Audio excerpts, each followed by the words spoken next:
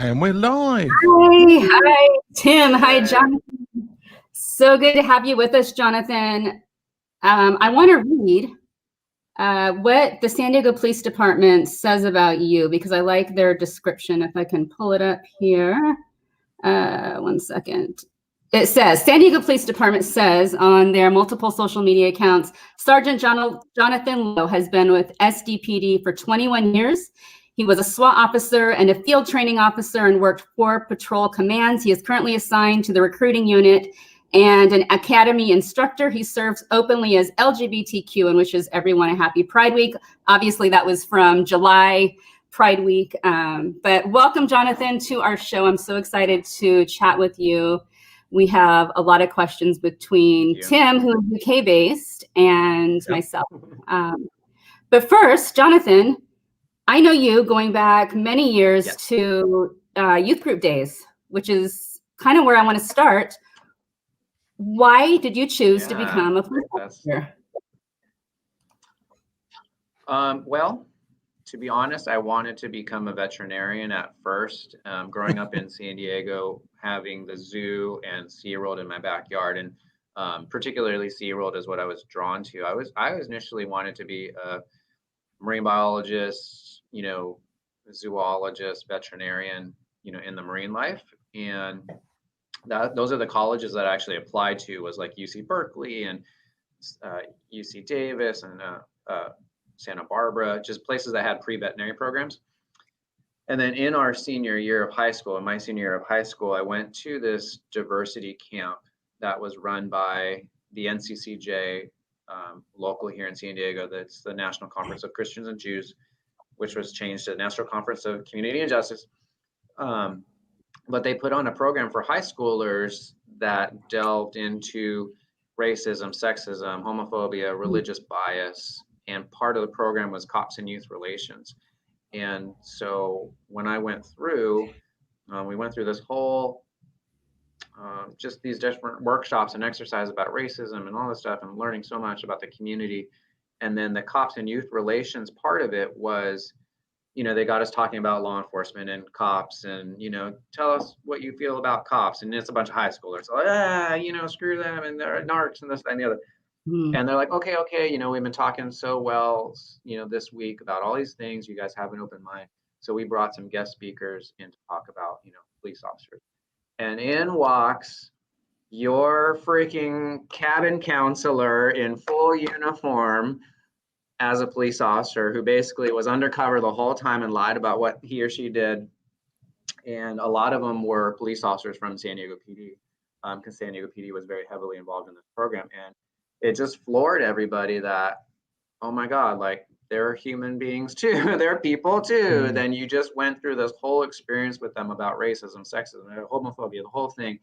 And they happen to be police officers. And so I was just like, oh my God, that's so crazy. And one of them we clicked for whatever reason. He's like, hey, if you ever want to come on a ride along, I'd be glad to take you. And he did. And I was hooked. I was hooked on the excitement of it all, the variety of work that you do all day long, because you don't know what's going to happen that day. It's just based on what happens in the real world. And you get to work outdoors and everything. So it just totally flipped from going away to college for veterinary to staying locally and pursuing a career in law enforcement. And I continued to work with that program as a counselor. I went back again and again and met more San Diego police officers. And eventually, once I was old enough and I became an officer myself and was still with the program, I became that person who went in to the camps undercover and came out as the police officer. So went full circle with that program. Wow. And what did it feel like going back and being an undercover police officer kind of with those campers? How did that feel, having that transition? It's awesome because, I started the academy at 21, so I was still young. I still looked like I was in high school, really. And so, I just was like, I teach, because I also, right out of high school, I got my EMT certificate, so I worked on an ambulance. So that's the story I kept, that I was an EMT driving the ambulance around. So it wasn't too much of a stretch, but, being a first responder. But at the same time, it was interesting to hear, how people talk and then they see you in uniform and how the body language changes sometimes, the language changes sometimes. They're like, oh God, what did I say to him? What, what were we talking about in private conversation? Because we also would have, on the religious side of it, we would have Catholic priests as camp counselors sometimes too, and they would be undercover as well. And then they come out in the full Catholic garb, and they're like, "Oh my God, Father, Father Henry, what did I say to you?" So it was a great program. I wish we still had it around. They ended up closing the San Diego chapter a while ago, but I mean, that program changed my life and a lot of young people's perception of a lot of different things. So.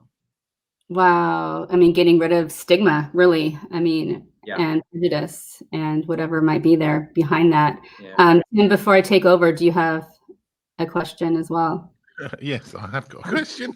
What was similar to Christelle's actually, but what was the conversation like with your family when you said that you were going to become a police officer? What sort of attitudes and things did you have to sort of push through, or were they quite supportive? Yeah, I mean, I feel like I got a very typical response. Like, mom was scared, didn't want me to do it for the safety aspect of it.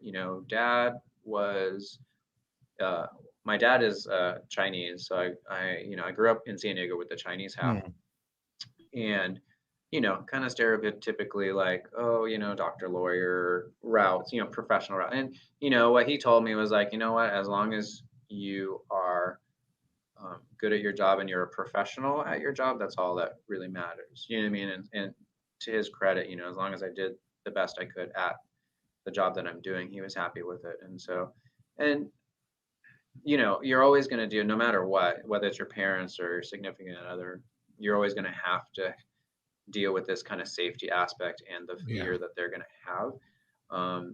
Because luckily in recruiting too, I get to see people go from finance officers to police officers, to go from teachers to police officers. And we tell them from the very get-go, your family has to be a part of this process, because you are going to change as a person and your family has to be along for the ride, or you can't shut them out. You don't tell them everything necessarily because you don't want to scare them as to what might happen, but they have to know kind of the reality of your job, and if they have to be supportive of that, because we've had people who have quit early in their careers, either during the academy or right after, because they're like, oh my gosh, I didn't know a graveyard shift was going to be like this. I didn't know you were going to be away from the kids. I didn't know you might get into a foot pursuit your first night. You know what I mean? And so the family has to be on board. And the San Diego Police Department is great in the sense that we have something called Family Day. So when I call them kids. I mean, they could be 20, they could be 45. But when our kids graduate, we invite the family to come in. We spend a half a day with the family talking to them about, hey, this is what you might see in your family member throughout the first coming years. These are the resources available, not just to the officer, but to the family as well. Because we have counseling services, psychological services, alcohol, marriage, all free to our officers and their immediate family members. Even if it's just like a parent having a difficulty with a teenager, counseling is free, totally, for us. So we let the families know, here are the resources. We have a chaplain program, the whole 9 yards. San Diego PD is very well known nationwide for their wellness unit, or for our wellness unit, and we have agencies from all over the United States that come in and try to kind of replicate what we do. So. Why did you choose the path? You kind of told us your story behind becoming a cop, becoming a police officer. What is your heart behind that? Why did you choose this career path? To me, it was about the community piece, and that's really what I got out of my camp. It was called Camp Anytown, was the camp. So that's what I got. I felt a responsibility to, okay, there is racism, there is bias, there is prejudice going on. As an individual, what can I do about it? How can I bring that back to my school at the time, but my community at large? And I've always been a very active person. I always told myself, the reason I wanted to be a vet in the first place, I didn't want to work behind a desk. I didn't want to be in a cubicle. I wanted to be up and about and active. And, I loved animals, so I just merged the two. But being a police officer, really, that ride along really opened my eyes to the fact that you're active, you're out and about, you're helping people all day long, and you're having an immediate effect on the community or community members, one at a time. And so that was the big appeal, was to give back and to be there for people. Mm. The culture in San Diego right now, I'm not super aware of what the culture might be between police officers and the community. Can you tell us about that, especially as it pertains to current events? Yeah, absolutely. I think in San Diego, we've had a culture of what we call community policing for a very long time. Even back in the late 90s, early 2000s, San Diego is also known for its community policing, and that's just cops on foot, talking to people, opening up what we called pop projects on community related issues. Because it's funny, like if you ask a police officer, oh, what's the problem in this community? Like, what are the issues? And the officers will very commonly say, oh, gangs and drugs and shootings and stabbings and all the violent stuff, because we do see that. But when you ask a community member, they're more likely to say traffic, homelessness, what you would classify as quality of life type of issues. And so there is a disconnect there of what we see as the problem and what the community might see. And of course, if you're doing community-based policing, you should be listening to the community and asking them, hey, what are your issues? What do you deal with on a daily basis? And then working together towards that goal. So what was the question? I already forgot the question. I started talking. Maybe I'll rephrase it, because I like what's going on right now. Yeah. How do you, the culture right now as it pertains to current events. And so I think because San Diego has this solid base of community-based policing, and San Diego Police also has liaisons to a lot of the minority communities. And what that is a point person, like one or two officers, sergeants, lieutenants, whoever they might be, were certain community leaders. And I happen to be the liaison for the disabled community. So as an example, if there was an issue a couple years ago, a deaf person was tased by an officer when they weren't following instructions, clearly, because they couldn't hear it. So once that incident happened, the community leaders called me directly and said, hey, like, is there an issue here? Like, do the officers need more training? Is there something that could have gone better? Can you address the community? Because now the community is scared about police officers. And so we actually have liaisons for different communities, African-American community, Muslim community, Jewish community, et cetera, et cetera. And we meet, they meet 2 to 4 times, depending on the community, 2 to 4 times a year with the chief of police to address community issues. And so with what's going on right now, we have this solid base of community trust and support in San Diego, where I don't think most people are seeing the violent protests anywhere near the scale that you're seeing in New York, Chicago, LA, and Portland, Seattle. All these are the big cities, and San Diego is the 8th largest city. And certainly we have protests and people who voice dissent, but it doesn't get out of hand, you know what I mean? Like you see in a lot of places, thankfully so far, right? I mean, there's always a chance, but when after the George Floyd incident, I mean, we had a busy weekend and we saw looting and stuff like that, but we didn't have any police cars burned to the ground. We didn't have any officers injured in that, in those initial weekends, whereas you saw pictures of like LAPD cars, right, burnt down in the middle of the street, half a dozen of them. And so San Diego, whether it's the community that cares for itself, whether it's they know that they have a right to protest, but the police department's not going to, there's a certain line, right, that we got to withhold for safety purposes. We work very well together. You know what I mean? We had that big march. I worked when we had that big 3,000 person march that went from, I think, headquarters to like Hillcrest, North Park, Balboa Park, and back down. I mean, there's 3,000 people out there, but no, you didn't see violence. You didn't see windows getting broken. Let people say what they want to say, give people a chance to voice, and then we can have a chat, have conversations later. But that's what it's about, working with the community, even in times when you don't agree. Are you So- having the hard conversations with community members that might be fearful of the police right now? Yeah, I mean, I feel like it's every officer's responsibility to try to do that. And there's a couple ways you can do it. You can do it on the street if you're out in patrol, you know, not on a call, not when you're doing stuff, but if you see people hanging around, or if you're eating lunch and somebody wants to ask you a question, that's the time to have conversations with folks. Mhm. You know, personally on your own, within your own circles on social media, you know, I've put it out there to my friends that, hey, if you have questions about what's happening, you know, whether it's George Floyd, Breonna Taylor, you know, if you have questions about police procedure, or, you know, why this decision went the way it was, just ask me. Like, you know what I mean? Like, I'm not, there's nothing to hide, there's nothing to lie. If the officer's messed up, clearly, then the officer's messed up, because we're all people too. And you know, it sucks to get lumped in to situations that we have nothing to do with, that are totally like across the country, when police officers in Minnesota don't have the same training that they have in California or in Southern California. It's just not, you know, it's just not the same. And laws are different, et cetera, et cetera. So, you know, I don't know. I try to bring people down to like another sense of reality and say, hey, like, when Catholic priests are getting hit up for child molestation, should that stop you from going to church?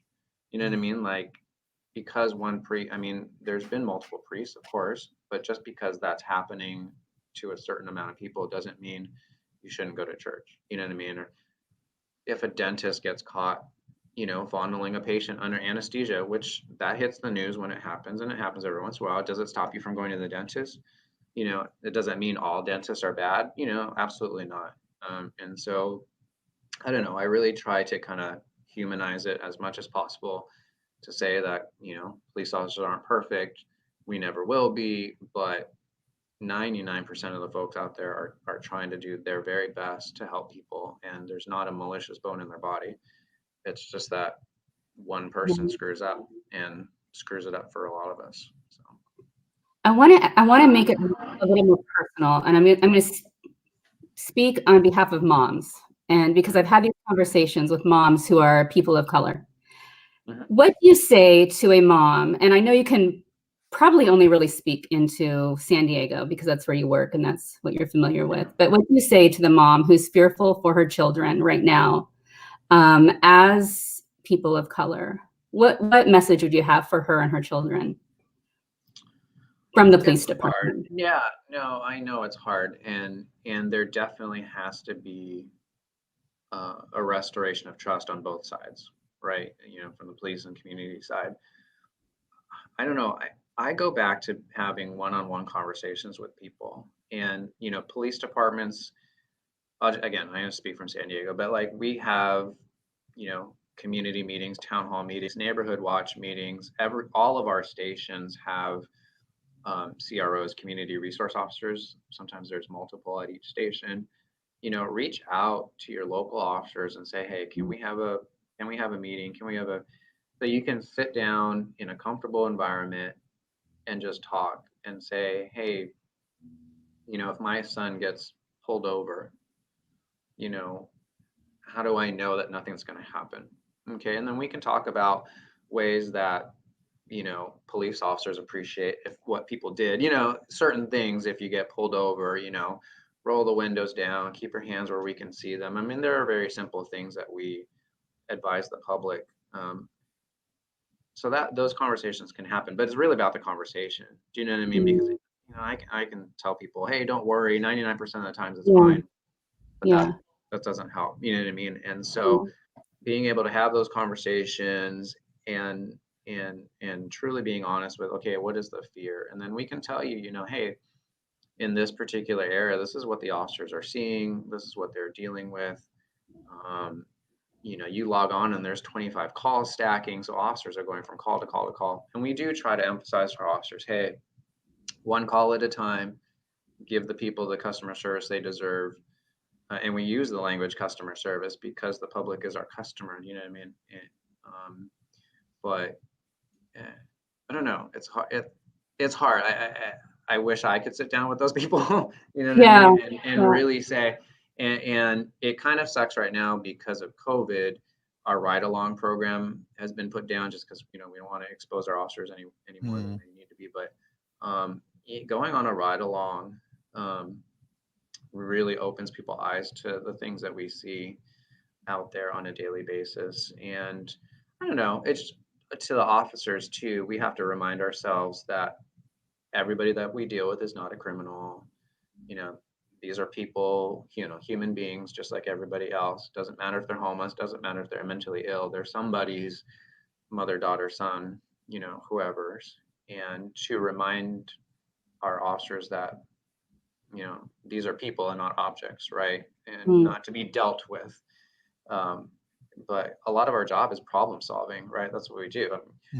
People call us because there's an issue, whether there's a collision, whether there's a neighborhood dispute, whether it's just a noise complaint. So sometimes, I've done it where you go into the mindset of just problem solving as opposed to just being a human being about the situation and kind of allowing people to talk and vent their frustrations and stuff like that. We tend to sometimes, let's just get to the point so we can solve it, so we can move on to the next call because there's 25 calls behind you. You know what I mean? So there's work to be done on both sides for sure. Who can we call if we do want to have a discussion? Who's the best person to contact here in San Diego specifically, and perhaps it would pertain across the nation? I would just reach out to the local police station. Like in San Diego, we have 9 patrol divisions, northern, southern, eastern, western, mid-city, And so the first step would be to find out, like, in whose jurisdiction do you live? And then ask if there's a community resource officer, because that's a pretty standard position, I would say, throughout the nation, as long as the department's pretty big. You know what I mean? Like, but I feel like even within San Diego County, like I would feel like, and I don't know for sure, but like La Mesa, right? La Mesa is a small city, but I'm sure that they would have a community relations officer, just like we normally have like a school relations officer or, a juvenile service officer. There's always, not always, but if the police department's large enough, they're going to have officers who are kind of dedicated to the proactive side of policing, getting to know people, and the ones that aren't just answering radio calls, but who are free to, go to these meetings and set some of these things up. Okay. Tim, I'm going to let you ask a question, but let me ask one more because it pertains to this. I might get a question. A question. I know. Okay. Do you think that the culture with the San Diego Police Department is very open and warming? If someone wants to approach a police officer, are those conversations happening? Should we feel okay with having a conversation? Are your police officers open to that? I think the majority are. I mean, of course, granted, I can't speak for, there's 1,900 of us. So, sometimes when people are eating lunch, they want to be left alone to eat lunch. But I'm just the type of person. Maybe it's because I'm in recruiting, so all I do is talk all day. But I think if you saw an officer, standing around and they seem like they're not doing it, like they're not on a call, or maybe they were on a call and you see them, they're kind of walking back to their car, because people flag us down for all sorts of things. Hey, I have a fix a ticket. Do you mind? And we'll say, hey, like I'm doing something, but I'll be back in 5 minutes. But especially right now, I really do think that more officers, are open to having those conversations. I would hope, because I feel like they recognize that the relationship with the community is so fragile. Any breach of trust, it takes tenfold for us to build that back. So I think a lot of our officers are being much more mindful about that, about how they, speak to people and stuff like that. And, not like they weren't, doing anything wrong before, but I think just everybody's a little bit more mindful of what's happening and how the community feels in general. I mean, and again, the community in San Diego by far is very supportive of the police. You're always going to have those that, don't agree or, don't like us, and that's fine, because that's just how it's going to be. But by and large, we have a lot of community support. I mean, even when we're at a recruiting booth lately, we've been setting up our own booths because there's no events to go to, right? So we'll just set up in the middle of a mall sometimes, and it'll be 50-50 of people who come up and say, thank you for what you do. Thank you for your service. Hey, I know you guys are having a hard time. Thank you. And then you'll get the other 50% will just kind of glare at us. Or we had somebody flip us off the other day, and I'm like, at a recruiting booth, like I'm just standing here. So Yeah. but then I say, hey, you know, if you have a question, come talk to us. And a lot of times people walk away. So yeah. And I'm assuming that when you go through the police academy, you get special trauma-informed training and how to work with all members of our community. Is that true? Yeah, you do. We have, and I don't know how many hours. Like our academy is 6 months long. It's 930 something hours worth of training, and part of it does include cultural diversity classes, which I teach the LGBT portion of it. But there's like a broad cultural diversity class, and then there's some specific groups that you'll delve a little bit more into. The same with like mental illness, right? Well, they'll teach them about schizophrenia and bipolar, and you know, how to work with a blind person, with a deaf person. They do get that. Now, I will say that in the police academy, there's so much thrown at them that, you know, what they retain, I don't know. A lot of it is really, you learn on the job. We do give it to them in the academy, but I mean, as you can imagine, it's like, how do you drive? How do you shoot? How do you defend yourself? How do you be nice? How do you talk to people? How do you interview? How do you write a police report? And it's just like cramming your brain. And then you go out in the street, and then your training officer looks at you as like, okay, listen, there's no reset button. Like, this is real life. So if you make a mistake, like that could be your life. That could be my life. And there's so much stress built up, because it's true. Like, it can happen as soon as you leave the gate, you know what I mean, on your first day. I feel like, you know, the academy does it as good as it can do in terms of giving baseline, you know, baby cop information. And then we just got to go out, and you have to talk to people in real life, because we can simulate with scenarios, we can have actors come in. But until you're standing there in a real confrontation, you know, with somebody who wants to jump off of a bridge, you know, you don't know how you're going to react. Sometimes you don't know how you're going to feel. But again, San Diego PD does a good job. After the academy, our recruits come back to us for 2 weeks of more in-house training on crisis response team, more mental illness. We do what we call a community bus tour, where we have different organizations that we have our recruits visit. So like the ADL, the Anti-Defamation League, the Deaf Community Center, one of the mosques in San Diego, the LGBT Center. We have our recruits go to these places, and the organizers will, you know, have an hour or whatever it is to talk to all the recruits about, you know, issues to their specific community, and maybe the history with that community and the police.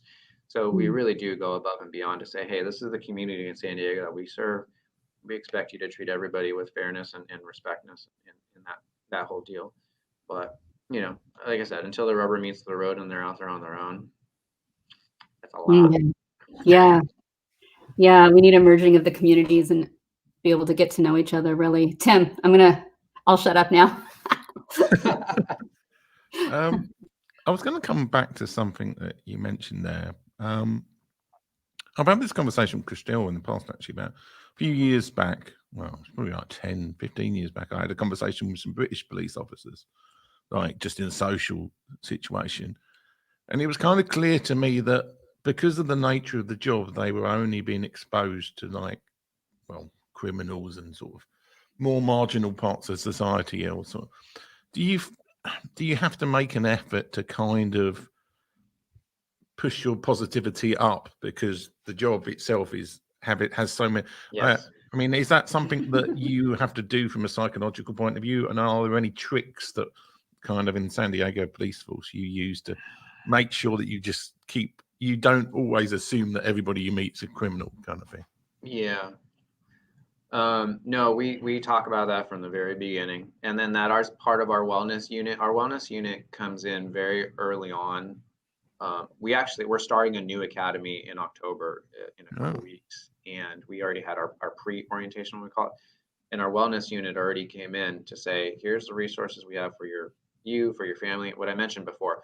But part of that is our own internal wellness.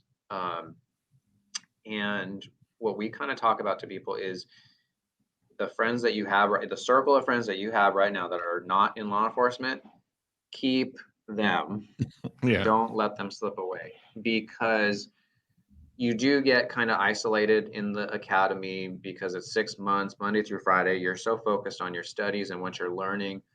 I don't have time to party. I have to study. I don't have time to see my friends, which is true. But once you're out, a lot of times what has happened in the past is that people are now, all their friends are only cops. Their only friends that they hang out with are cops. On the weekend, they hang out with their squad mates. They do barbecues. They go to the bar. You know what I mean? And it's only law enforcement. And then that's when you get sucked into this us versus them mentality.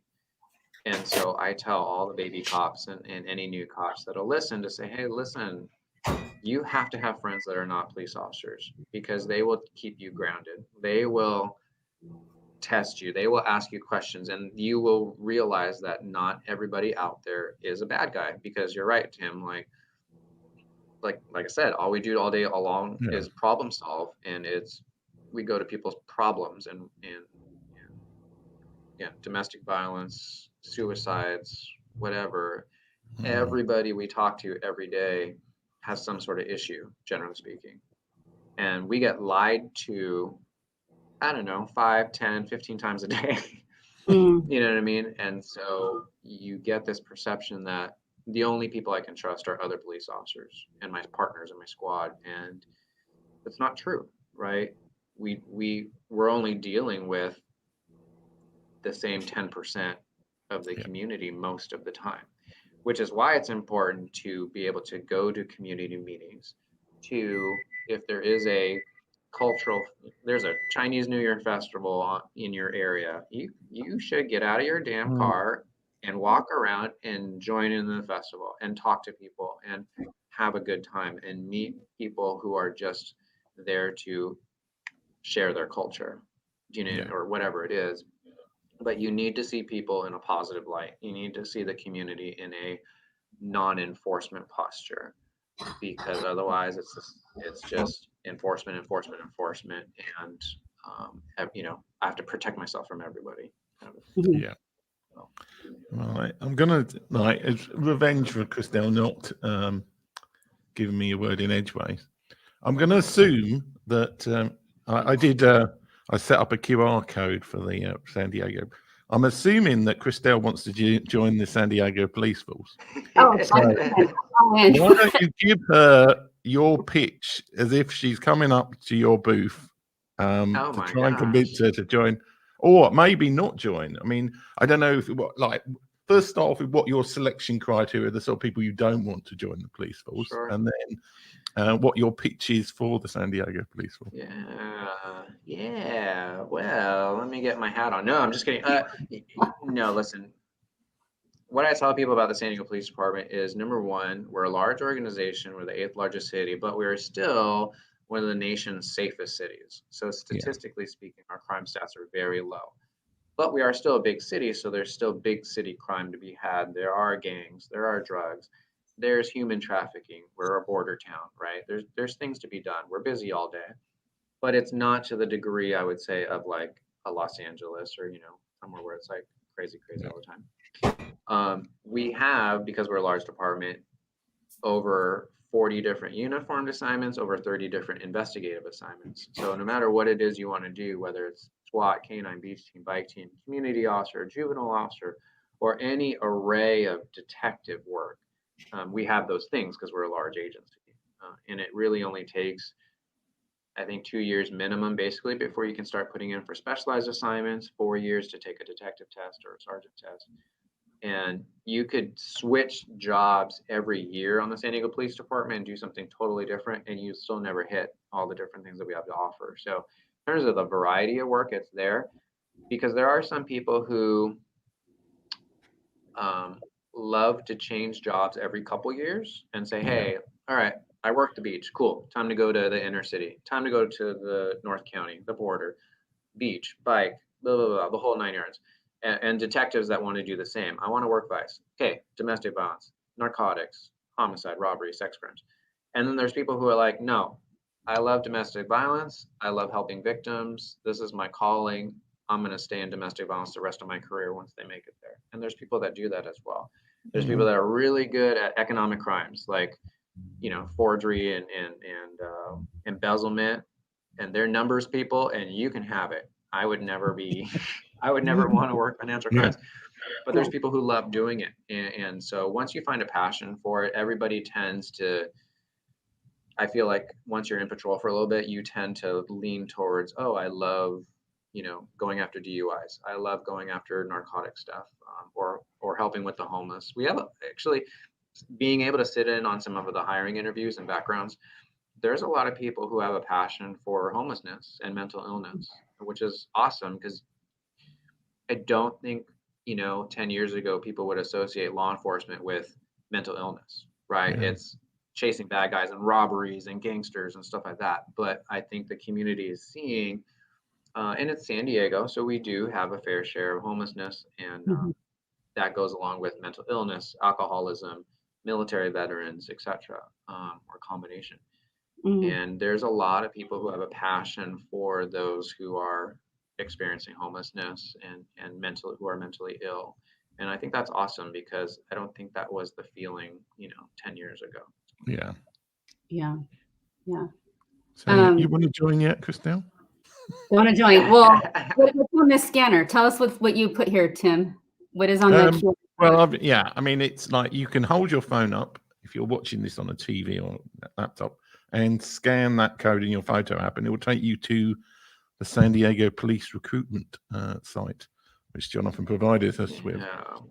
It's probably worth you talking, because I actually had a look at that site, and like there are some pretty good benefits relative to, well, American jobs for police officers in San Diego. Listen, you have to pay people well to put their lives. I mean, truly, right? I mean, at the end of the day, our lives are at risk, and, you know, as a first responder. And so, yeah, I mean, you do have to compensate people.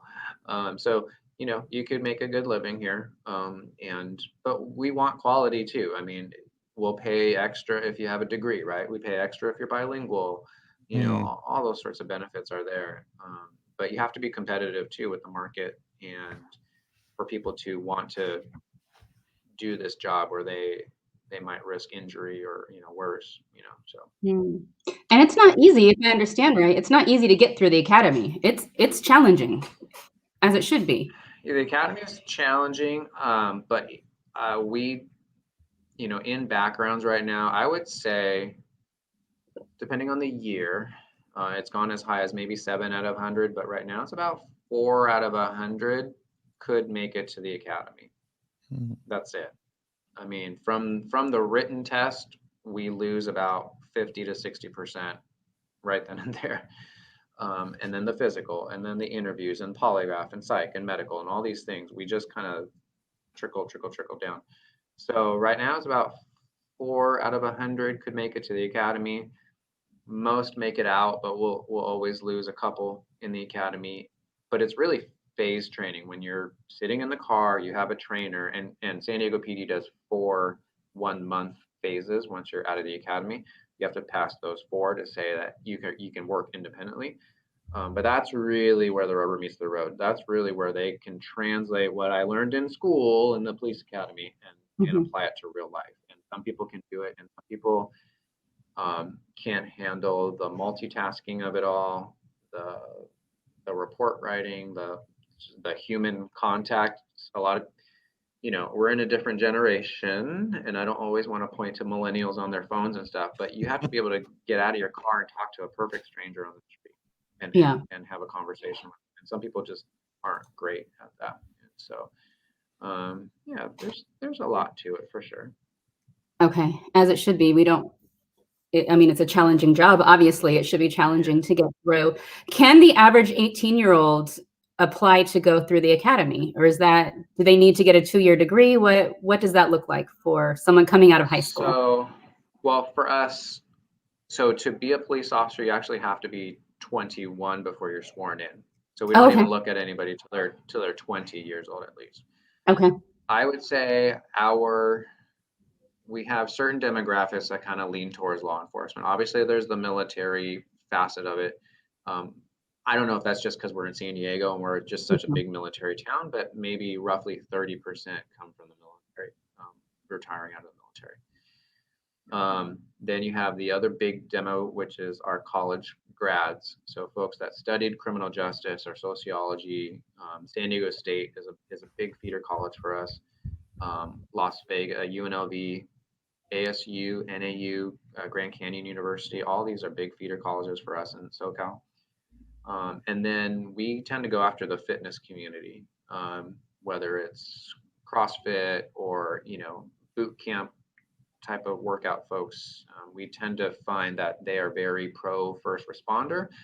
They're already physically fit and they have kind of the, work mentality that we're looking for. But what I tell people who are interested in law enforcement, if you're in your teens or early 20s, is number one, continue schooling, because I would say 70% of our applicants have at least an associate's degree, but many have the bachelor's. Continue schooling, get a job, be independent. Show that, because especially to hire somebody very young, we need to know that they're independent, that they're out of their party phases, like they're ready to go. And in terms of the job, we look for people with customer service experience. Some of our best hires are Starbucks baristas and Costco employees. Seriously, because they're so heavily emphasized on customer service.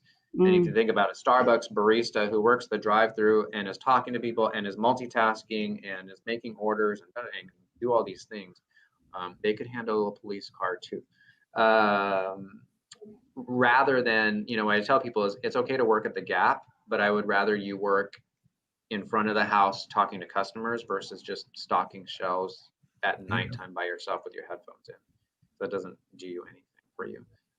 So that's what we look for. I'm just somebody who's very well-rounded. Nobody's perfect. So, of course we go through backgrounds, but we all did stuff when we were teenagers or whatever, you know what I mean? And so don't sweat the small stuff that you did, even minor drug use or, traffic history or, whatever it is. Finances, we look at finances too, to make sure that somebody's financially stable. It's okay if you have debt, because most people come to us with student loans or medical bills, but if people are in collections or their wages are getting garnished because they're not paying child support, whatever it is, or they're purposely not paying their taxes or something like that, then that's going to be a problem. So we just want well-rounded people. Well-rounded individuals. Okay. Yeah. I want to pull us out of the police department. Okay, Jonathan, okay. I love a love story. I want to hear about your husband. How did you meet? Tell us about your love story. Tell us about your husband. He's cool. No, we met. So, right. No, for Chinese New Year, because when I say lion dancing, a lot of people hear line dancing, like country line dancing. But I'm saying lion dancing, like roar lion, right? So for Chinese New Year, that's the reference. So Chinese New Year, people see the dragon dancers and the lion dancers, right? The dragon is the one that's got like 10 people holding the sticks, and the lions are the one's the head, one's the butt, basically. So, so we were both, or are still, a part of a group in San Diego that lion dances. We both started in high school, so I was doing it a little bit ahead of him, but he ended up joining the group that I was in. That's how we met and became friends. And so we were good friends before there was any inkling of a relationship, because I think at that point in both of our lives, we were both still, in the closet or like trying to figure out, what was going on.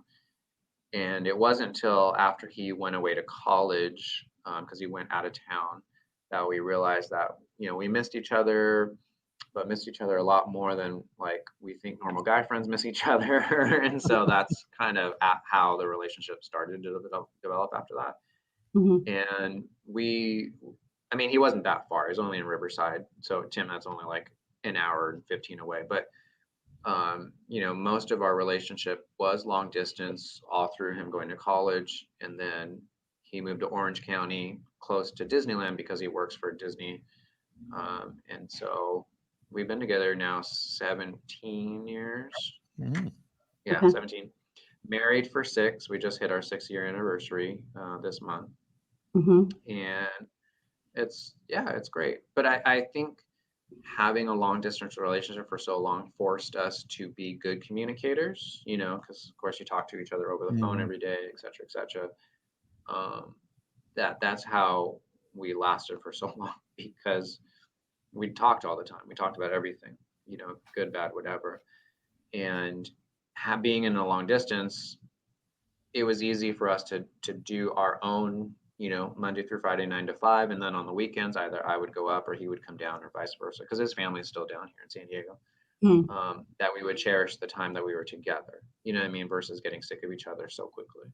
Mm. So no, it's worked out very well. And I mean, we're living together now, but yeah, that's us. That's how we met. I love love stories, and I get so nosy. My boyfriend's actually overseas, so we're like long distance, talk every day. Totally get that, and I agree. It can be a good thing because of the talking.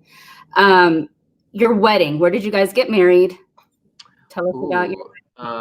Bandy Canyon Ranch in Escondido. So it's kind of out of the way, out by the Wild Animal Park. We loved it. It was actually the first location we physically went to that we liked the pictures and stuff. And it was just very nice because it was out of the way. There was no time constraint. That was a big thing for us because most venues are like 10 o'clock and, you know, cut it. And we're party people, so we're like, that's, you know, but this place was like, no, the venue is yours the entire night. Like, there's a security guard walking around, but no noise restrictions because we're out in the middle of nowhere. And it came with like 9 little cabins that Mhm. you could have. I think it was like up to like 50 people spend the night. So we're like, oh, we'll have our entire wedding party spend the night, and family that doesn't want to drive, and we'll have brunch the next day at the pool. And so it was a huge extravaganza, and it was a lot of fun. It was a lot of people. So it was good. I love that. I'm so nosy when it comes to this. I interviewed a wedding official that it's actually from America, but she does weddings in overseas now. And I'm like, oh, it's so beautiful. Yeah. Last question with that. Serving openly LGBT as a police officer, has there been any kind of pushback with that, or has it been smooth sailing the whole way? For me, it's been smooth. I can't say that for everybody, but I feel like in general, at least within San Diego Police Department, again, we're very open here. There are other police departments within the county of San Diego, the smaller agencies, that I do hear it's difficult sometimes for somebody to come out because it's, you know, the smaller the agency, the more frat housey, you know, sometimes it can feel like it's getting. But no, in San Diego PD is always been a very open. Now, I will say that I was in the closet for 8 years, but that was my own, like, you know, I'm not comfortable myself. I was trying to figure it out. You know, Jimmy and I didn't start dating. Gosh, how old was I? I don't know, like 20, I don't know, 22, 23, somewhere in there. But I was already on the department. But I was like, hey, no way anybody's gonna find out. Like I was scared myself figuring this out. And so, you know, it took me a long time to feel comfortable, even though there were officers who were openly gay on the department and even at my station. And they had like their own little underground society meetings that, you know, their own little clubs for support that they would do it. And I remember one year, one of them invited me, and I was like, why are you inviting me? I don't know what you're talking about. You know what I mean? So clearly somebody, you know, saw it in me. But yeah, I was very like, no, thank you. I don't want anything to do with it. But that just came back to my own reservations and fears about how people are going to perceive me and da da da da da. And then, of course, you get to a point where you stop caring about what other people think so much, and then it's okay after a while. But ever since I've been out, I have never had any personal issues on the department. Nobody's said anything to me or, you know, used the wrong language or anything like that. I do know a couple officers who have had a couple experiences, whether it's just somebody, using some slurs or, this, Mm, that. We do have a trans officer on the San Diego Police Department. She's the only one in the county. She was the first in the county, and I think still the only in the county who transitioned while, she was on the department going from male to female.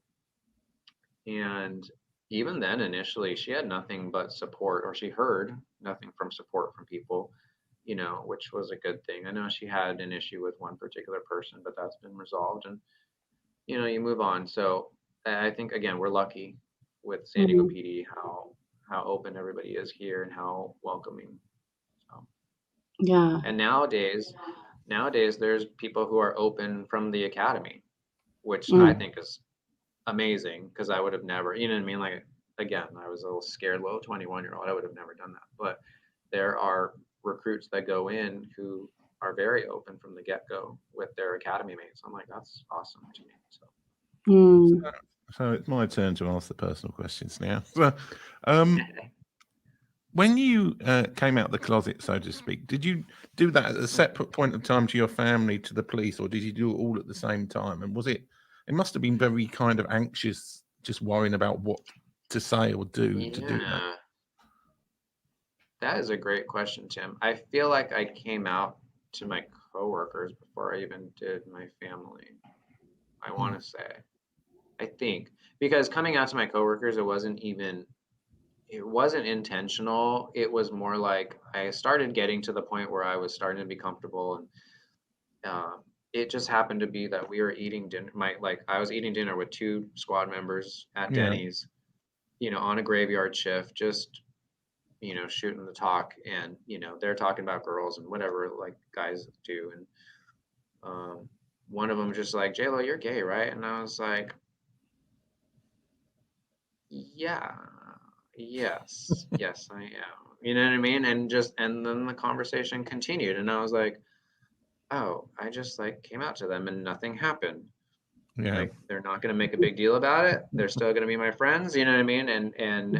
And whether that was intentional on their part or not, I don't know, but that's how it started on the department. And then once you get comfortable telling a couple people. So Yeah. my parents are split, so I did have to tell them separately. And it was very difficult for me personally. Yeah. Because I don't know, it's your parents, and you just never know. I knew my mom would be more upset, because she's a little more on the religious, but like kind of zealous side of things, Yeah. versus my dad, who's not, and just was like, I kind of figured. I was like, really? He was like, yeah, I just want you to be happy. I was like, oh, okay. Like, I didn't really expect that, from him. And I was like, oh, okay. So it's been hard. I mean,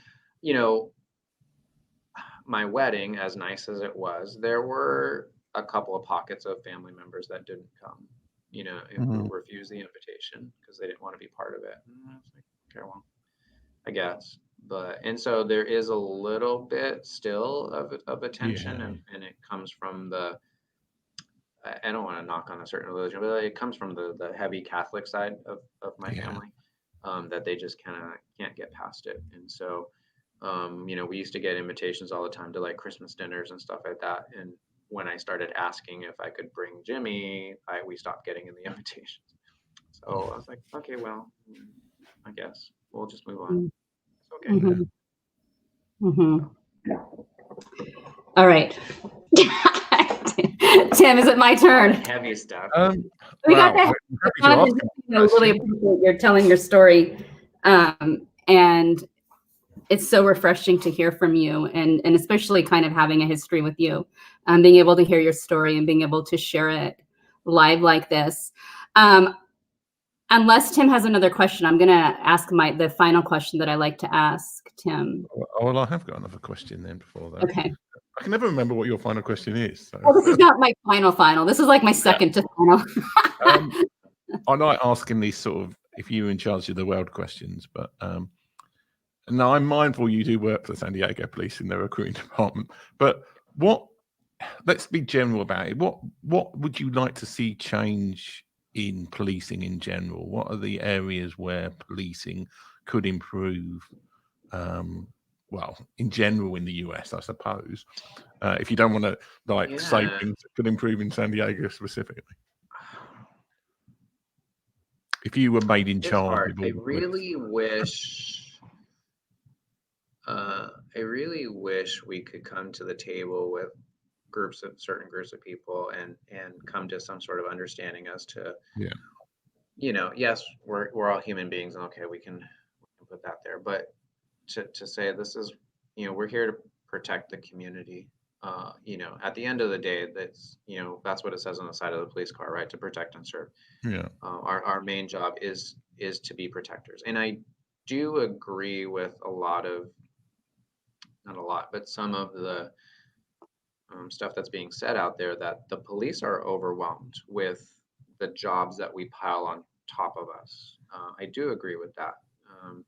I don't know how it's going to change. I've seen, San Francisco or like Berkeley, like some places are saying, cops aren't going to do traffic enforcement anymore. It's going to be a traffic ambassador. And I'm like, okay. Or I think San Francisco said, the police there aren't going to any non-criminal calls. If it's a neighbor dispute, we'll send a mediator. And some of us roll our eyes at that because we're like, okay, well, we'll just wait till one of them gets shot. But again, that's in the back of our head all the time, this safety factor, this like people are out to get us. And yes, it's true, because you see officers that get ambushed for no reason. They're sitting in their car. So there's always that safety factor. But I feel like there does have to be this happy medium where we can get to a place where we don't get calls when your kid doesn't want to go to school. You know what I mean? Trust me, that's like to me, one of the most annoying calls that I went to when I worked the day shift was somebody called because their 10-year-old didn't want to go to school. Why are you calling the police? Right?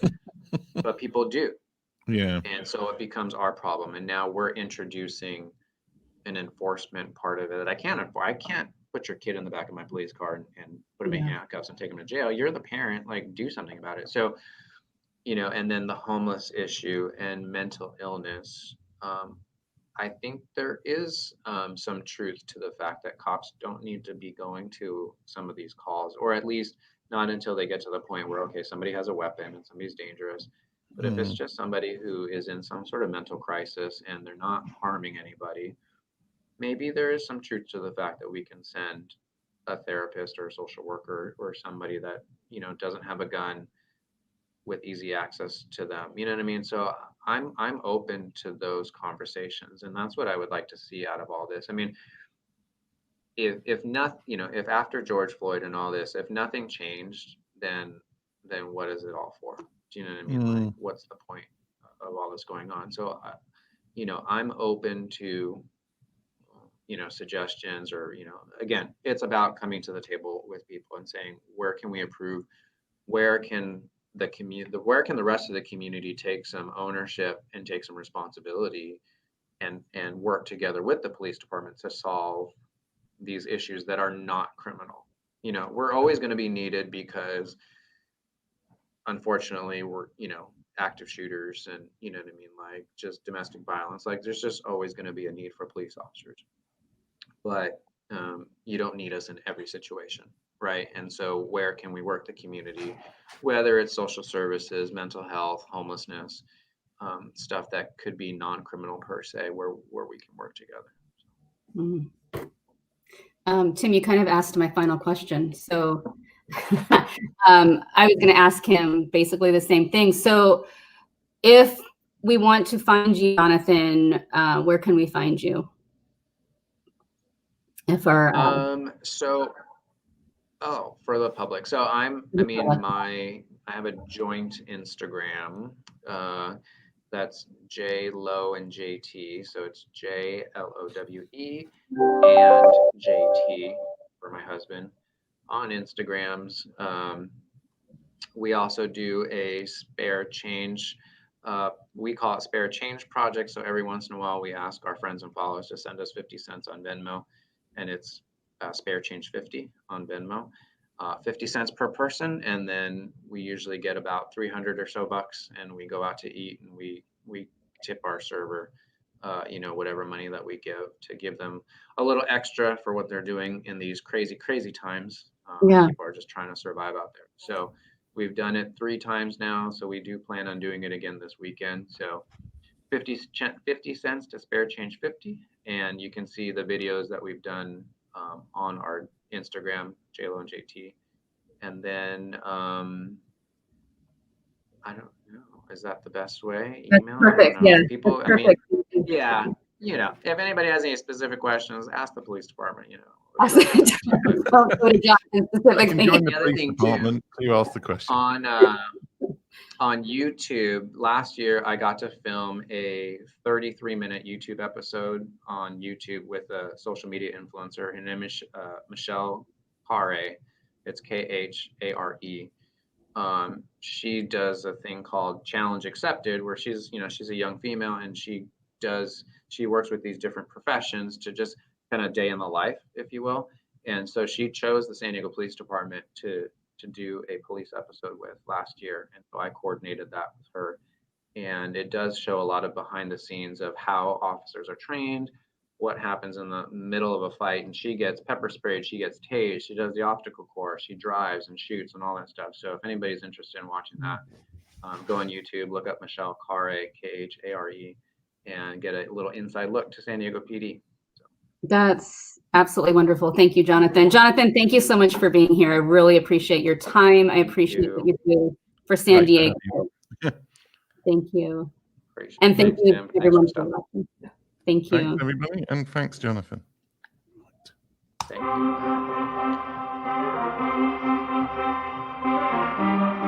This is terrifying for me. I've made more money in the last 3 years than I did in the previous 7. Cliche shit,